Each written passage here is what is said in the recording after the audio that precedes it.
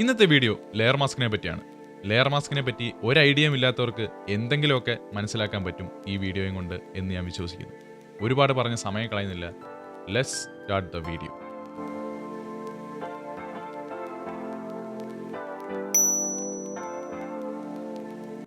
Layer മാസ്കിന്റെ concept നമുക്ക് easy ആയിട്ടൊന്ന് മനസ്സിലാക്കാം കുറച്ച് പേപ്പറുകൾ വെച്ച്. ആദ്യത്തെ പേപ്പർ ഞാനിവിടെ എടുക്കുകയാണ്. ഈ പേപ്പറാണ് നമ്മുടെ ഫോട്ടോഷോപ്പിലെ ഒരു ലെയർ.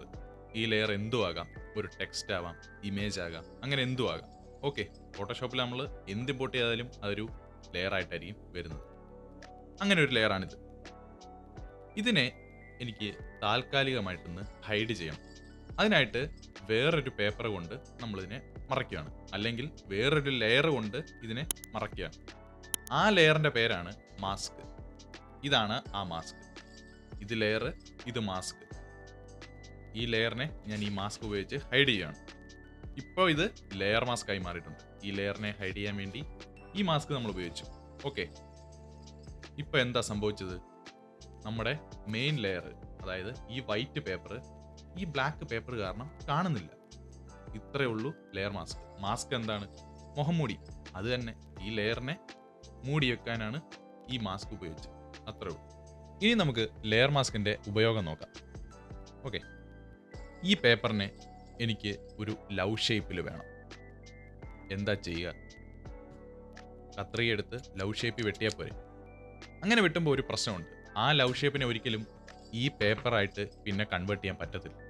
അവിടാണ് നമ്മുടെ ലെയർ മാസ്കിൻ്റെ ഉപയോഗം വരുന്നത്.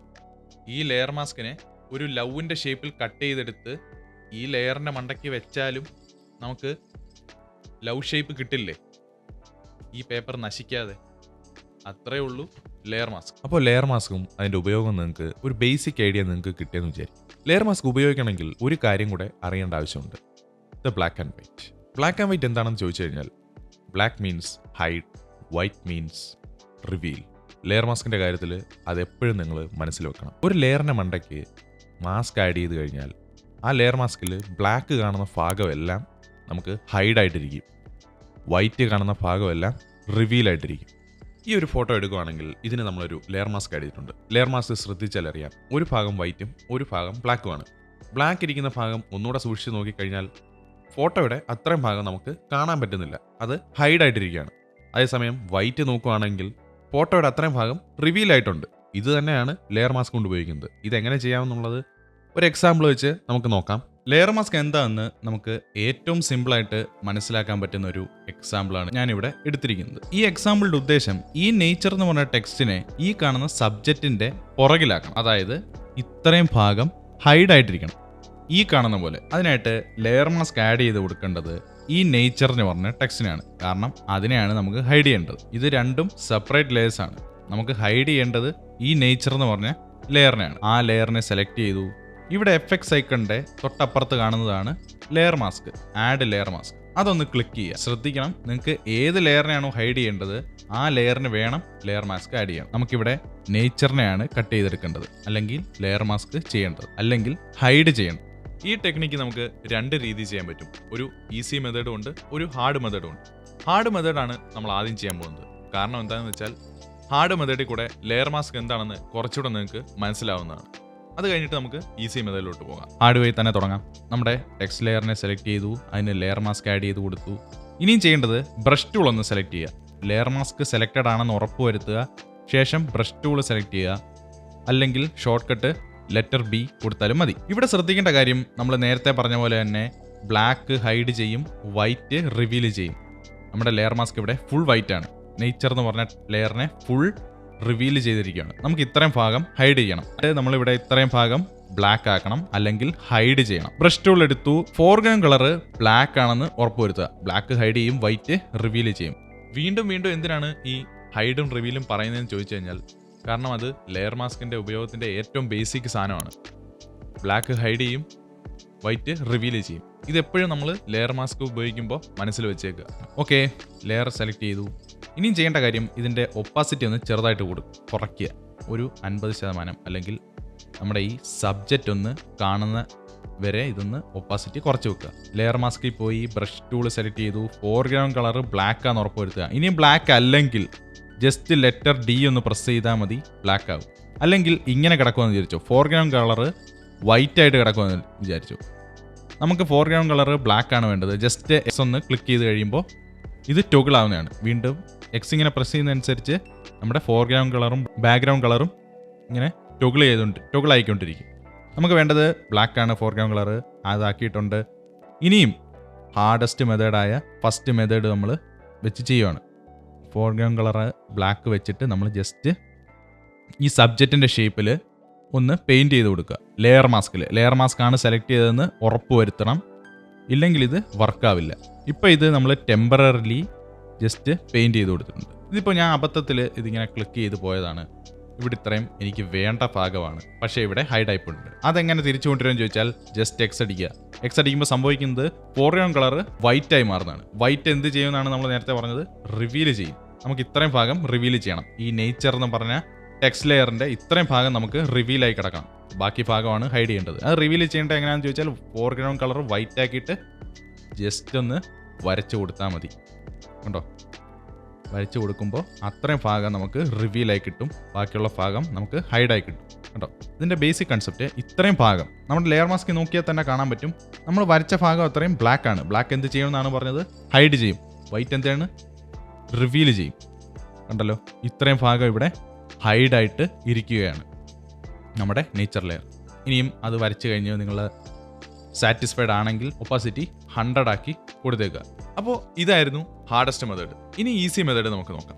നമ്മൾ ചെയ്യേണ്ടത് ഇതേപോലെ നമ്മൾ ടെക്സ്റ്റ് ലെയറും നമ്മുടെ സബ്ജക്റ്റുള്ള പടങ്ങളും ഒക്കെ ഇമ്പോർട്ട് ചെയ്തു.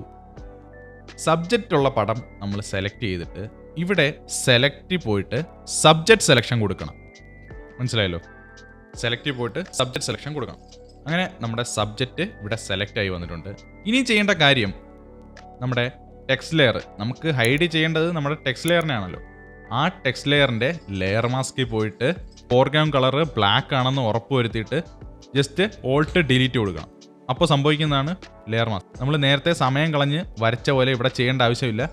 ജസ്റ്റ് ഒറ്റ ക്ലിക്കിൽ അത്രയും ഭാഗം നമുക്ക് ഹൈഡായിട്ട് കിട്ടും, അഥവാ ബാക്കിയുള്ള ഭാഗം റിവീലായിട്ട് കിട്ടും, ഈ ഭാഗം ഒഴിച്ച്. ഓക്കെ, മനസ്സിലായല്ലോ. ഒന്നുകൂടെ കാണിക്കാം, അപ്പോൾ നിങ്ങൾക്ക് കുറച്ചുകൂടെ കിടിലമായിട്ട് മനസ്സിലാവും.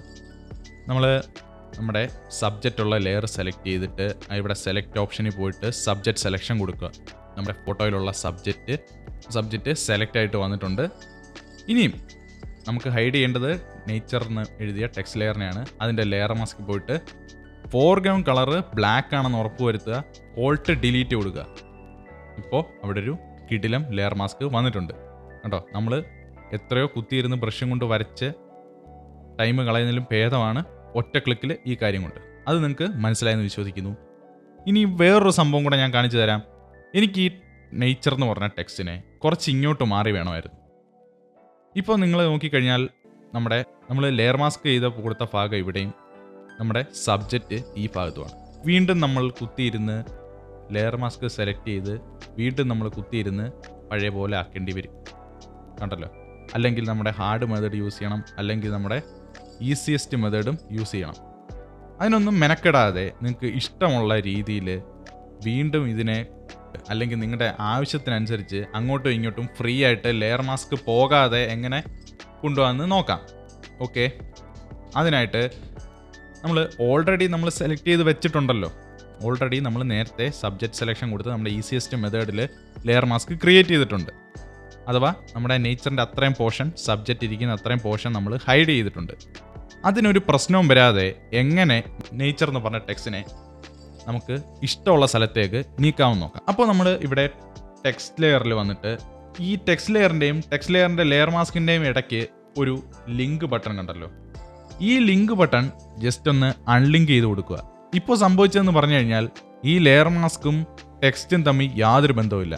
നേരത്തെ നമ്മൾ ഇത് നീക്കുമ്പോൾ അത്രയും ഭാഗത്ത് നമ്മുടെ സബ്ജക്റ്റിൻ്റെ ആ ഒരു ലെയർ മാസ്ക്, സബ്ജക്റ്റിൻ്റെ ഷേപ്പിലുള്ള ലെയർ മാസ്ക് അവിടെ കിടക്കുന്നതായിരുന്നു. ഇനി നമുക്ക് അങ്ങനൊരു പ്രശ്നം വരില്ല. കണ്ടോ, നമ്മുടെ ടെക്സ്റ്റ് ഏത് ഭാഗത്ത് പോകുന്നോ ആ ഭാഗം അത്രയും നമുക്ക് മാസ്ക് ആയിട്ട് വരും. കണ്ടല്ലോ, നിങ്ങൾ ഏത് രീതിക്ക് വെച്ചാലും നമ്മുടെ മാസ്കിനൊന്നും സംഭവിക്കാൻ പോകുന്നില്ല. ഇപ്പോൾ സംഭവിച്ചത് എന്ന് പറഞ്ഞാൽ നമ്മുടെ ടെക്സ്റ്റും അതിൻ്റെ ലെയർ മാസ്കും ഇൻഡിപെൻഡൻ്റ് ആയിട്ട് ഇരിക്കുന്നത്, തമ്മിൽ യാതൊരു ബന്ധവും ഇല്ലാത്ത രീതിയിലാണ് ഇരിക്കുന്നത്.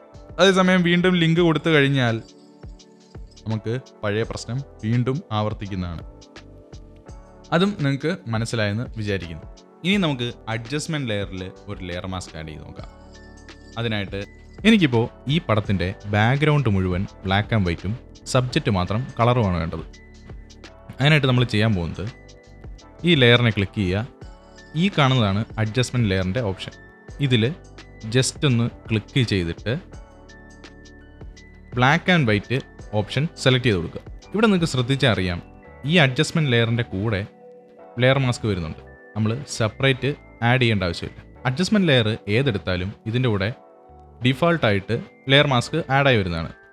അപ്പോൾ നമ്മൾ പറഞ്ഞ പോലെ ബാക്ക്ഗ്രൗണ്ട് നമുക്ക് ബ്ലാക്ക് ആൻഡ് വൈറ്റും സബ്ജക്റ്റ് കളറുമാണ് വേണ്ടത്. നേരത്തെ ചെയ്ത പോലെ തന്നെ ലെയർ മാസ്ക് നമ്മുടെ ഫോട്ടോ സെലക്ട് ചെയ്യുക. സെലക്റ്റിൽ പോയിട്ട് സബ്ജക്റ്റ് സെലക്ഷൻ കൊടുക്കുക. അങ്ങനെ നമ്മുടെ സബ്ജക്റ്റ് ഇവിടെ സെലക്ട് ആയിട്ടുണ്ട്.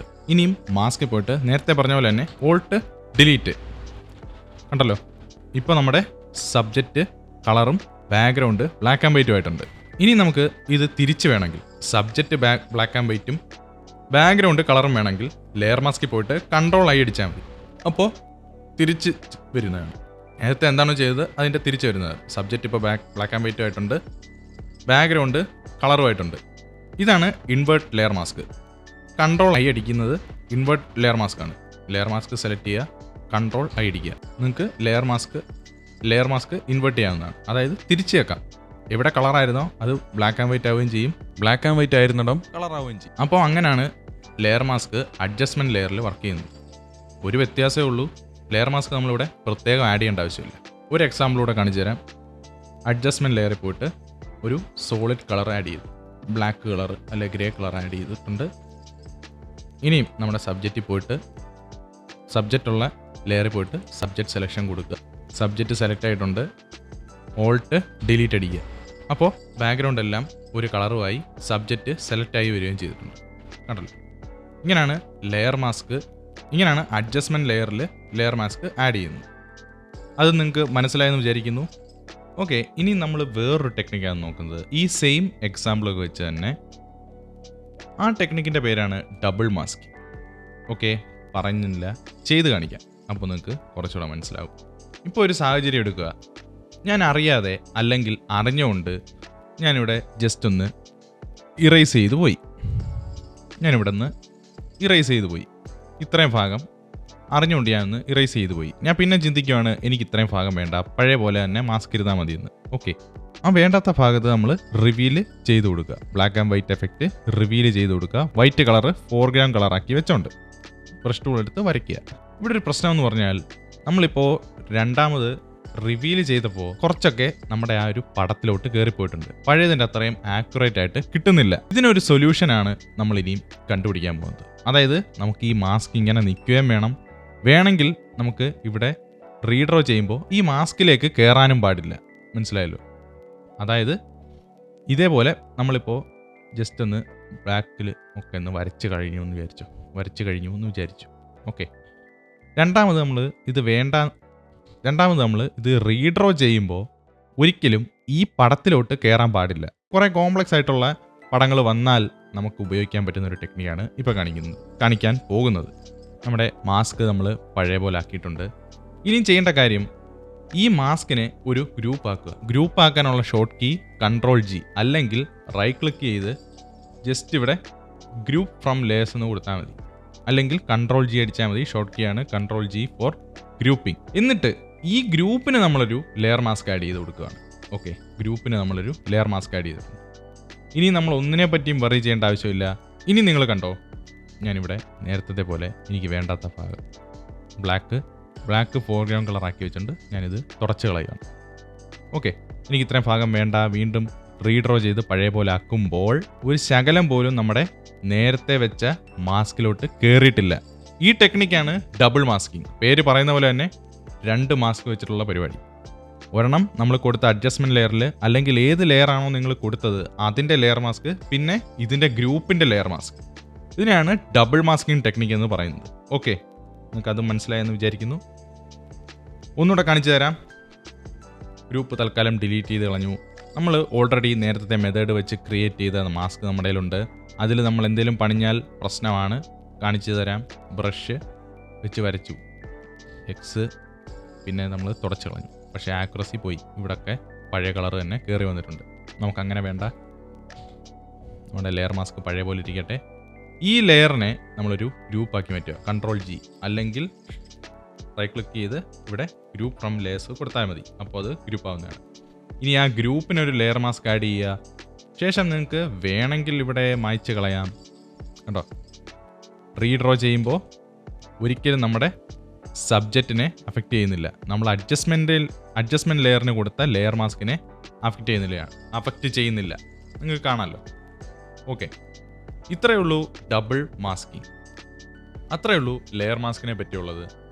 ഈ വീഡിയോ നിങ്ങൾക്ക് ഏതെങ്കിലും രീതിയിൽ ഉപകാരപ്പെട്ടിട്ടുണ്ടെങ്കിൽ തീർച്ചയായിട്ടും വീഡിയോ ലൈക്ക് ചെയ്യുക, ചാനൽ സബ്സ്ക്രൈബ് ചെയ്യുക. ഇനിയും നിങ്ങൾക്ക് മനസ്സിലായിട്ടില്ലെങ്കിൽ അത് കമൻറ്റ് ബോക്സിൽ കൂടെ അറിയിക്കുകയും ചെയ്യുക. വീണ്ടും ഒരു വീഡിയോ ആയിട്ട് കാണുന്നവരെ എല്ലാവർക്കും ബൈ. ലെയറിൻ്റെ മണ്ടയ്ക്ക് നമ്മൾ ലെയർ മാസ്ക് ആഡ് ചെയ്യുക. ഓക്കെ, ലെയർ മാസ്ക് ആഡ് ചെയ്യുക.